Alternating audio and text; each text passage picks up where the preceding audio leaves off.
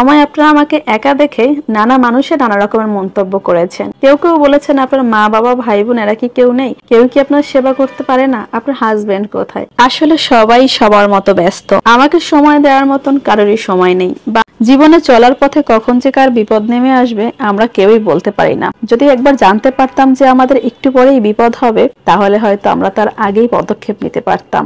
অবশ্যই একদিক থেকে ভালোই হয়েছে, তাহলে হয়তো জীবনটাকে যে আমরা কতটা ভালোবাসি এটা হয়তো বুঝতে পারতাম না। অনেকেরই কৌতূহল ছিল যে আমার হাতে পায়ের গহনাগুলো আমি কেন খুলে রেখেছি, কেন পরি না, আমার কি অনেক বেশি দুঃখ তাই পরি না, বা আমার স্বামী কি আমাকে ছেড়ে চলে গেছে এই কারণে খুলে ফেলেছি। আসলে বিষয়টা সম্পূর্ণ ভুল। আপনারা অনেকেই জানেন যে কিছুদিন আগে আমার পায়ের সাথে খুব বড় ধরনের একটা দুর্ঘটনা ঘটে। শুধুমাত্র আমার পায়ের সাথেই দুর্ঘটনা ঘটেছে এই কথাটার বলার অর্থ হচ্ছে সোশ্যাল মিডিয়ায় কিছু মানুষ দুর্ঘটনা বলতে শুধুমাত্র স্বামী স্ত্রীর বিচ্ছেদ কি বুঝে থাকেন। তাদের জন্য স্পষ্ট করে দিলাম, কারণ তাদের জ্ঞান তো অনেক, তাদের ভাঙিয়ে কথা না বললে তারা হয়তো বুঝতে পারে না। যাই হোক, মূল কথায় আসি। আল্লাহ তাআলার দেয়া সুস্থতা যে একটা মানুষের জীবনে কত বড় নিয়ামত, সেটা আমরা যখন অসুস্থ থাকি কেবল তখনই বুঝতে পারি। বলে রাখা ভালো যে আমি খুবই কৃপণ একজন মানুষ। আমি সহজে টাকা পয়সা একদমই খরচ করতে চাই না। ভেবেছিলাম যে আর ডাক্তারের কাছে যেতেই হবে না, এই বুঝি ভালো হয়ে যাব, কিন্তু ভালো আর হলাম কোথায়। যখন প্রথম অসুস্থ হওয়ার পর ডাক্তারের কাছে যাই, তখন উনি বলেছিল 7 দিন পরে যেন আমি তার সাথে আবার দেখা করি, কারণ হাতে পায়ের সমস্যাগুলো সহজে ভালো হয় না, ভালো হওয়ার জন্য একটু সময় লাগে।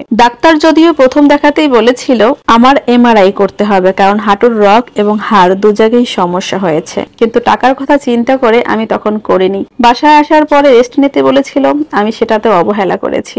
কাজ ছাড়া বসে বা শুয়ে থাকতে আমার খুবই বিরক্তি লাগে, সেটা বাহিরে হোক বা ঘরে। আর ঘর হলে তো কোনো কথাই নেই, টুকিটাকি কাজ সারাদিনই করতে থাকি। আর এই ব্যথা অবস্থায়ও আমি কখনোই রেস্ট নেইনি, টুকটাক কাজ করেছি, আর যার কারণে আমার পায়ের ব্যথাটা প্রচুর পরিমাণে বেড়েছে। তাই বাধ্য হয়ে ছুটে গেলাম আবার ডাক্তারের কাছে। ওই যে এমআরআই করতেই হবে, টাকা আর বাঁচাতে পারবো না। অনেকেই হয়তো জানেন যে এমআরআই করতে হলে শরীরে কোনো ধাতব বস্তু থাকতে পারবে না, যার কারণে আমার সব গহনাগুলো খুলে আসা। সবার আগে সুস্থতা, তারপরে টাকার চিন্তা। টাকা বাঁচিয়ে কি হবে বলেন যদি আমি ভালো না থাকি? ব্যাপারটা বোঝার পরেও কিন্তু আমি অনেক অলসতা করেছি।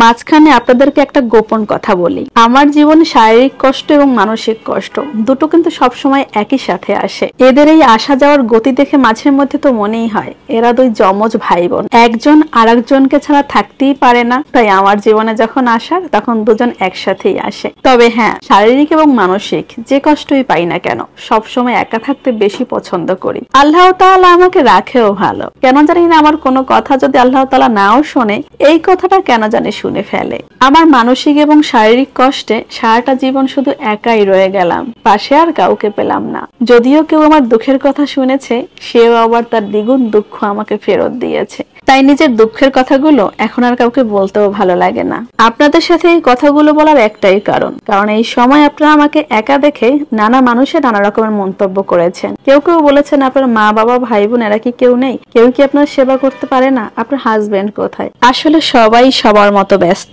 আমাকে সময় দেওয়ার মতন কারোরই সময় নেই, বা আমার কাউকে বিরক্ত করতেও ভালো লাগে না। তারপরও আমার এই বোন সব সময় আমার পাশে ছিল, ওকে না ডাকতে আমি আমার পাশে পেয়েছি। এজন্য ওর প্রতি আমার অনেক অনেক ভালোবাসা সব সময় ছিল, আজও আছে। শেষ পর্যন্ত এমআরআই করতেই হলো। যাই হোক, আমাকে যারা ভালোবাসেন সেই ভালোবাসার মানুষগুলোর